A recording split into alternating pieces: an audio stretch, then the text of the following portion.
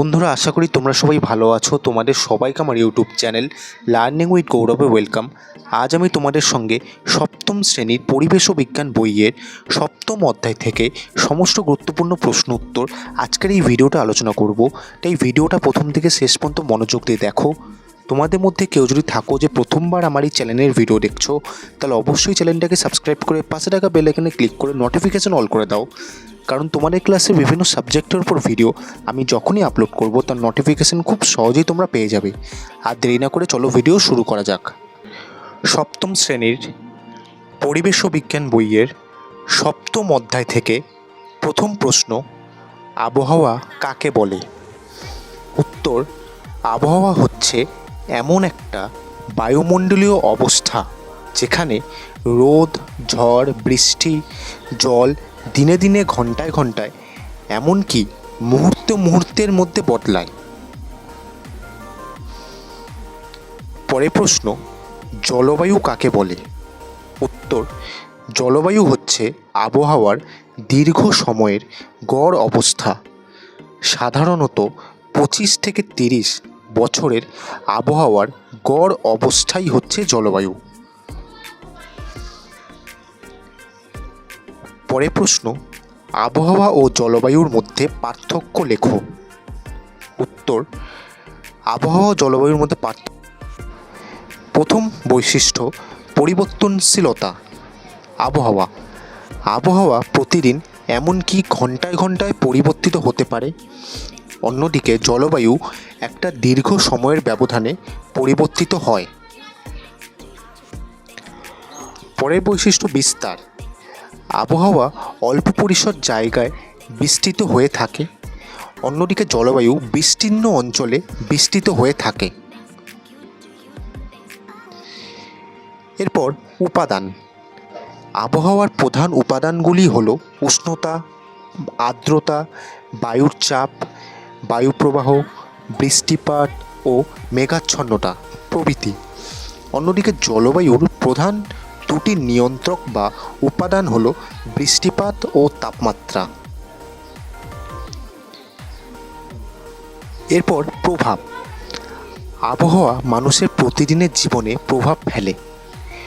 জলবায়ু বিস্তীর্ণ অঞ্চলের মানুষের জীবনে প্রণালী, কৃষিকাজ, স্বাস্থ্য ও অর্থনীতির ওপর প্রভাব ফেলে।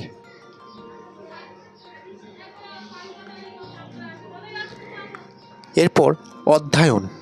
আবহাওয়া সম্পর্কিত অধ্যয়নকে বলা হয় আবহবিদ্যা বা মেটিওরোলজি।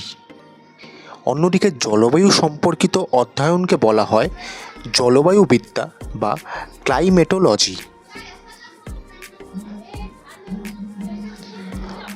পরের প্রশ্ন, আবহাওয়া ও জলবায়ু কী কী বিষয়ের উপর নির্ভর করে? উত্তর, আবহাওয়া ও জলবায়ু ওই স্থানের উষ্ণতা, আর্দ্রতা, বৃষ্টিপাত, বায়ুর চাপ, বায়ুপ্রবাহ, মেঘাচ্ছন্নতা ইত্যাদির ওপর নির্ভর করে। পরের প্রশ্ন, আম গাছে কখন মুকুল আসে? উত্তর, প্রধানত ফেব্রুয়ারি মাসেই আম গাছে মুকুল আসে। বাইরের দেশ থেকে পাখিরা কখন এদেশে আসে? উত্তর, বাইরের দেশ থেকে পরিযায়ী পাখিরা শীতকালে এদেশে আসে। ইলিশ মাছ কখন ডিম পাড়ে? উত্তর, ইলিশ মাছ বর্ষাকালে ডিম পাড়ে। পলাশ ফুল কখন ফোটে? উত্তর, বসন্তকালে গাছে ফুল ফোটে। পরের প্রশ্ন, এরকম কিছু প্রাকৃতিক ঘটনার কথা লেখো যেগুলি বছরের একটা নির্দিষ্ট সময়ে হয়। উত্তর, বন্যা যা বর্ষাকালে হয়, শীতপ্রবাহ যা শীতকালে হয় এবং তাপপ্রবাহ যা গ্রীষ্মকালে হয়। আমাদের দেশে বছরের কোন সময় বেশি গরম পড়ে? উত্তর, আমাদের দেশে বৈশাখ জ্যৈষ্ঠ মাসে বেশি গরম পড়ে। গরম, বর্ষা, শরৎ, শীত ছাড়া আর কোনো ঋতুর কথা কি তোমরা জানো? উত্তর, হ্যাঁ, শরৎকাল ও হেমন্তকাল। গত 20 বছরে পৃথিবী থেকে কতটি প্রজাতি নিশ্চিহ্ন হয়ে গেছে? উত্তর, গত 20 বছরে মোট প্রায় 27টি প্রজাতি নিশ্চিহ্ন হয়ে গেছে। বিদ্যালয়ে পাওয়া যায় এমন একটি বজ্র পদার্থের নাম লেখো। উত্তর, কাগজের টুকরো, চকের টুকরো, নষ্ট হওয়া কলম ইত্যাদি। পরের প্রশ্ন, হাসপাতালে পাওয়া যায় এমন বজ্র পদার্থের নাম লেখো। উত্তর, ব্যবহার হওয়া সিরিঞ্জ, ওষুধের বোতল, তুলো ইত্যাদি। অ্যাসবেস্টর কারখানায় কাজ করলে কোন অঙ্গের সমস্যা দেখা দিতে পারে? উত্তর, ফুসফুসের সমস্যা। পরের প্রশ্ন, পরিবেশ রক্ষায় গাছের ভূমিকা লেখো। উত্তর, উদ্ভিদ প্রবল ঝড়ের হাত থেকে আমাদেরকে বাঁচায়। পরিবেশে অক্সিজেন ও কার্বন ডাই অক্সাইডের ভারসাম্য বজায় রাখে। উদ্ভিদ সবুজই হওয়ায় খাদ্য উৎপাদন করতে পারে এবং আমাদের পৃথিবীর খাদ্যের এক বিশাল উৎস হল উদ্ভিদ। জঙ্গল ও বন পরিবেশের তাপমাত্রা নিয়ন্ত্রণ করে। উচ্চ লাউডস্পিকার ও বিভিন্ন উচ্চ ডেসিবেল এর শব্দ উদ্ভিদ শোষণ করে, ফলে শব্দ দূষণের হাত থেকে আমরা বাঁচতে পারি। অনেক পশু পাখি ও প্রাণীদের বাসস্থান হলো উদ্ভিদ ও বন। অনেক উদ্ভিদ মাটির ক্ষয় রোধ করে।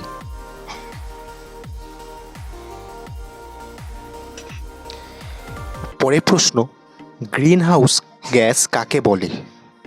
উত্তর, বায়ুমণ্ডলের বিভিন্ন গ্যাস যেমন carbon dioxide, methane, nitrous oxide, chlorofluorocarbon, sulphur dioxide, জলীয় বাষ্প ইত্যাদি পৃথিবীর ছেড়ে দেওয়া তাপশক্তির একটা অংশকে বায়ুমণ্ডলে ধরে রেখে পৃথিবীর তাপমাত্রা বৃদ্ধি করে। এগুলিকে একসঙ্গে গ্রিন হাউস গ্যাস বলে। পরের প্রশ্ন, বায়ুমণ্ডলে গ্রিন হাউস গ্যাস না থাকলে কি হতো? অথবা গ্রিন হাউস গ্যাসগুলির একটি সুপ্রভাব লেখো।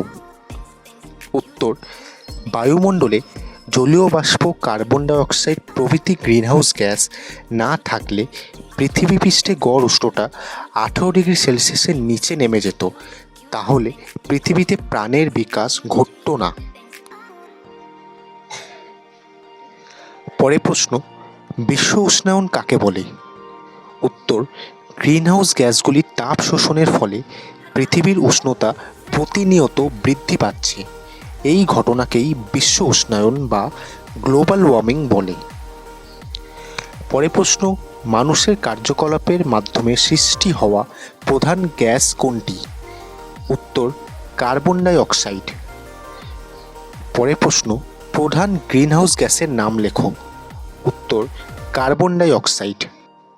পরের প্রশ্ন, গত 100 বছরে পৃথিবীর গড় তাপমাত্রা কত বৃদ্ধি পেয়েছে?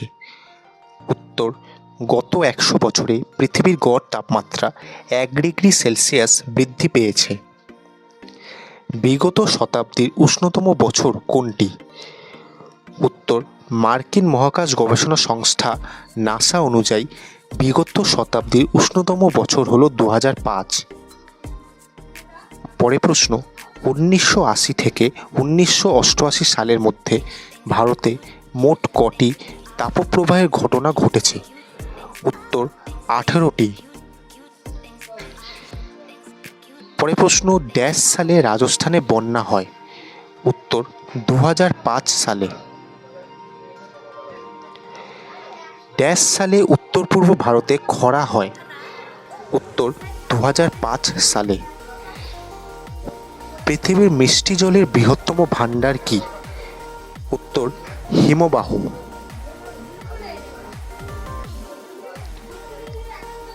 পৃথিবীর শতকরা কত শতাংশ হিমবাহ উত্তর ও দক্ষিণ মেরুতে অবস্থিত? উত্তর, পৃথিবীর 99% হিমবাহ উত্তর ও দক্ষিণ মেরুতে অবস্থিত। পরের প্রশ্ন, গঙ্গা নদীর উৎস কি? উত্তর, গঙ্গোত্রী হিমবাহ।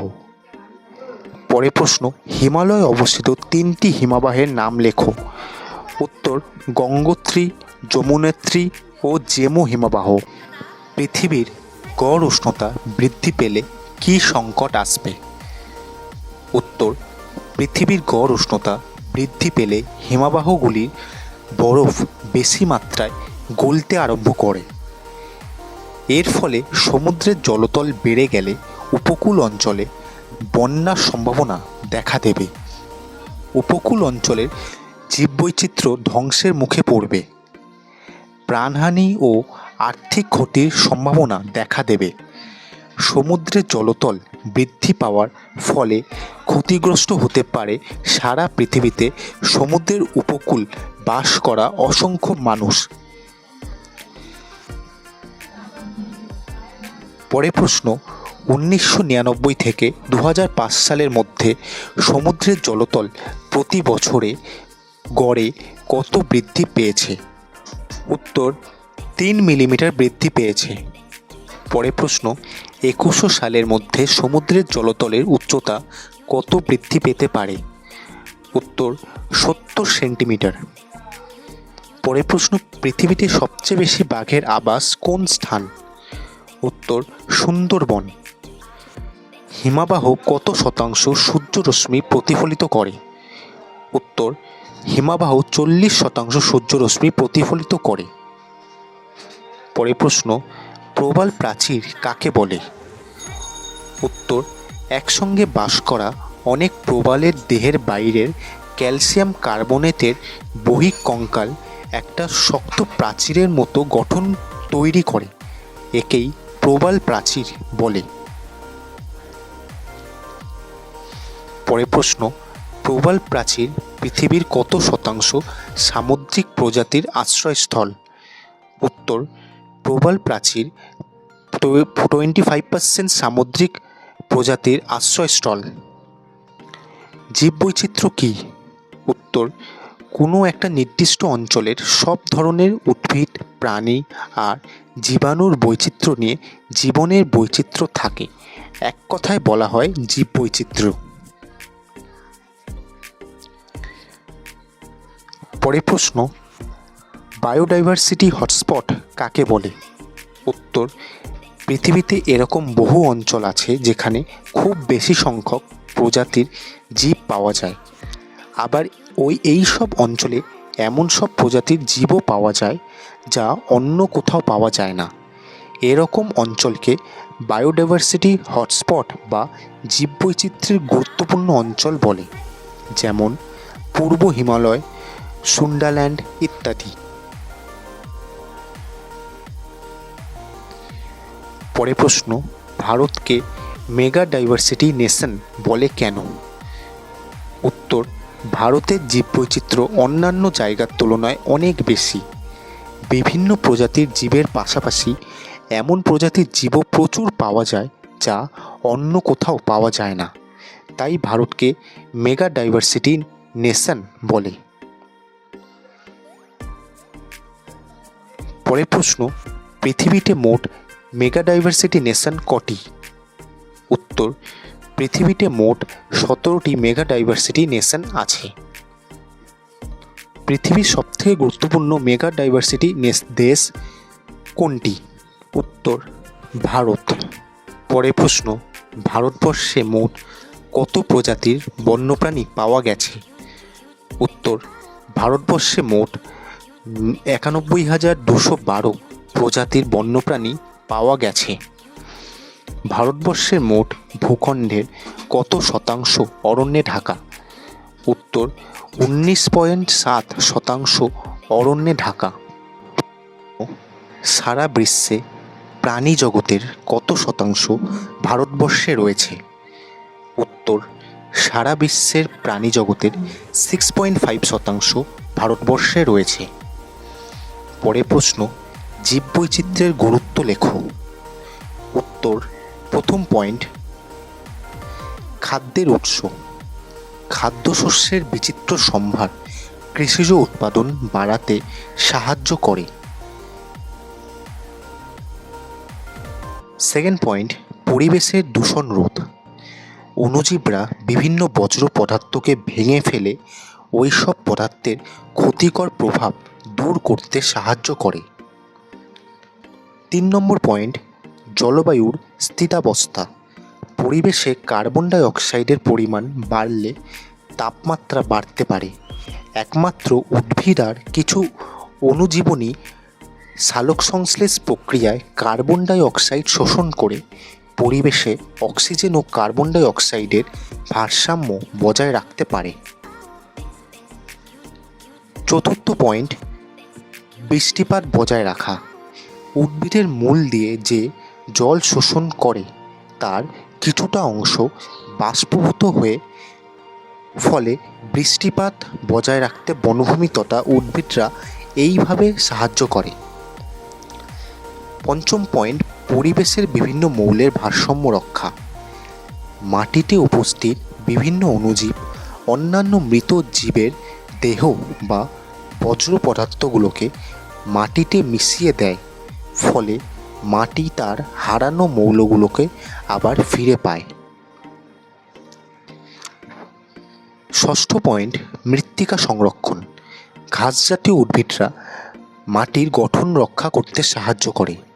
ছত্রাক ও ব্যাকটেরিয়া মাটিতে উপস্থিত উদ্ভিদের বৃদ্ধি সহায়ক বিভিন্ন উপাদানের পরিমাণ বজায় রাখতে সাহায্য করে। 7ম পয়েন্ট, ঔষধের উৎস। বিভিন্ন গুরুত্বপূর্ণ ওষুধ যেমন সিনকোনা গাছ থেকে কুইনাইন, সর্পগন্ধা গাছ থেকে রেসারপিন, পেনিসিলিয়াম নামক ছত্রাক থেকে পেনিসিলিন ইত্যাদি ছাড়াও আরও অনেক ঔষধ পাওয়া যায়। পরের প্রশ্ন, পৃথিবীর জীববৈচিত্র্য হ্রাসের কারণ লেখো। উত্তর, পৃথিবীর জীববৈচিত্র্যের হ্রাসের কারণগুলি হলো: ফার্স্ট পয়েন্ট, হারিয়ে যাচ্ছে বাসস্থান। প্রকৃতি থেকে জীবদের হারিয়ে যাওয়ার একটা বড় কারণ হলো তাদের বাসস্থান ধ্বংস হয়ে যাওয়া। আমাদের ভোগবিলাসের সামগ্রী তৈরির প্রয়োজনে ও থাকার জায়গা বাড়ানোর জন্য জঙ্গলের গাছ কেটে ফেলা হয়।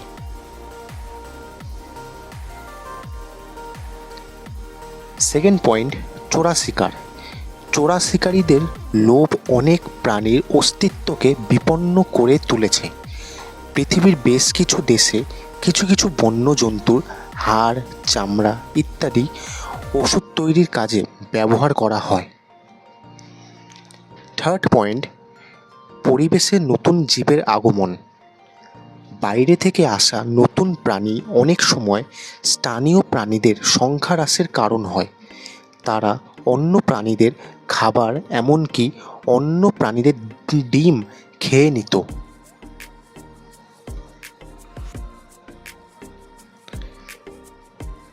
চতুর্থ পয়েন্ট, পরিবেশে নতুন জীবের আগমন।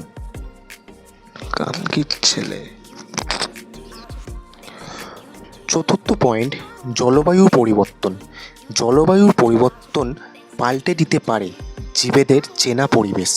সেই নতুন পরিবেশে মানিয়ে নিতে না পারলে তাদের অস্তিত্ব সংকটাপন্ন হয়ে পড়ে। পঞ্চম পয়েন্ট, পরিবেশ দূষণ। রাসায়নিক পদার্থের অনিয়ন্ত্রিত ব্যবহার অনেক সময় ডেকে আনতে পারে জীবদের বিনাশ। চাষের জমিতে যথেষ্ট পরিমাণ কীটনাশক ব্যবহারের ফলে হারিয়ে গেছে বেশ কিছু শস্যভোগ প্রাণী। ষষ্ঠ পয়েন্ট, অতিরিক্ত অর্থনৈতিক ব্যবহার। বিশেষ কিছু উদ্ভিদ বা প্রাণীর অর্থকারী গুরুত্ব যদি খুব বেশি হয় তবে অতিরিক্ত ব্যবহারের ফলে ওই সব জীবের অস্তিত্ব বিপন্ন হতে পারে। বন্ধুরা, পরের প্রশ্ন, সাইবেরিয়ার বাঘের অস্তিত্ব সংকটের অন্যতম কারণ কি? উত্তর, সাইবেরিয়ার বাঘের অস্তিত্ব সংকটের অন্যতম কারণ হল বাসস্থান ধ্বংস হয়ে যাওয়া। পরের প্রশ্ন, চোরা শিকারের কারণ কি? উত্তর, কিছু বন্যজন্তুর হাড়, চামড়া ইত্যাদি ওষুধ তৈরির কাজে ব্যবহার করা হয় বলে এদের অনেক বাজার মূল্য রয়েছে। এছাড়াও দাঁত, চামড়া বা শিং এসবের লোভেও বিভিন্ন জায়গায় চোরা শিকার হয়। পরের প্রশ্ন, মৌরলা, পুঁটি, খলসে ইত্যাদি মাছের অস্তিত্ব বিপর্যয়ের কারণ কি? উত্তর, আফ্রিকা থেকে তেলাপিয়া আর বিশাল মাগুর জাতের মাছ এনে ছেড়ে দেওয়ার ফলে এই সমস্ত বিদেশি মাছ মৌরলা পুঁটির মতো ছোট মাছ খেয়ে ফেলে। পরের প্রশ্ন, অস্ট্রেলিয়ার কোয়ালা ভাল্লুকের প্রধান খাবার কী? উত্তর, অস্ট্রেলিয়ার কোয়ালা ভাল্লুকের প্রধান খাবার হলো ইউক্যালিপটাস গাছের পাতা। পরের প্রশ্ন, মেরু ভাল্লুক ও পেঙ্গুইনদের জীবন আজ বিপন্ন কেন? উত্তর, জলবায়ু পরিবর্তনের ফলে ঘটছে বিশ্ব উষ্ণায়ন। এর ফলে মেরু অঞ্চলের বরফ দ্রুত গলে যাচ্ছে। তার ফলে মেরু ভাল্লুক ও পেঙ্গুইনদের অস্তিত্ব আজ বিপন্ন। পরের প্রশ্ন, গঙ্গা শুশুক কমে যাচ্ছে কেন? উত্তর, শিল্প আর কৃষিক্ষেত্রে ব্যবহার হওয়া বিষাক্ত রাসায়নিক পদার্থ গঙ্গায় এসে মেশে। ফলে গঙ্গায় মাছের সংখ্যা কমে যাওয়ার সাথে সাথে বিপন্ন হচ্ছে গঙ্গা শুশুক বা ডলফিন। পরের প্রশ্ন, কোন প্রাণী থেকে মৃগনাভি পাওয়া যায় এবং এর ব্যবহার কী? উত্তর, হিমালয়ে কস্তুরী মৃগ থেকে মৃগনাভি পাওয়া যায়। এই মৃগনাভি থেকে তৈরি হয় নানান সুগন্ধি দ্রব্য। পরের প্রশ্ন, গত 500 বছরে মোট কতটি প্রজাতি পৃথিবী থেকে নিশ্চিহ্ন হয়ে গেছে? উত্তর, গত 500 বছরে মোট 784টি প্রজাতি পৃথিবী থেকে নিশ্চিহ্ন হয়ে গেছে। সপ্তম শ্রেণীর পরিবেশ ও বিজ্ঞান বইয়ের 4র্থ অধ্যায় পরিবেশ ও জনস্বাস্থ্য, এই অধ্যায় থেকে প্রশ্নোত্তরের ভিডিও আজ এই পর্যন্তই। ভিডিওটা যদি তোমাদের ভালো লাগে ভিডিওটা একটা লাইক করো, শেয়ার করো আর আমার এই চ্যানেলটাকে সাবস্ক্রাইব করো। বন্ধুরা, ভিডিওর এখনও প্রশ্নোত্তরের পিডিএফ তোমাদের যদি দরকার হয় তাহলে অবশ্যই ভিডিওর নিচে কমেন্ট বক্সে একটি কন্ট্যাক্ট ডিটেলস দেওয়া আছে, সেখানে যোগাযোগ করে তোমরা পিডিএফ সংক্রান্ত সমস্ত ডিটেল জেনে নিতে পারো। এছাড়াও ভিডিওর এখনও প্রশ্নোত্তর শুনতে অথবা বুঝতে তোমাদের যদি অসুবিধা হয় অবশ্যই ভিডিওর নিচে কমেন্ট বক্সে লিখে পাঠাও, আমি তোমাদের সব ডাউট ক্লিয়ার করে দেবো। তো আজকের মতো এই পর্যন্তই। সবাই ভালো থেকো। পরের দিন তোমাদের সঙ্গে দেখা হচ্ছে নতুন একটা ভিডিও নিয়ে।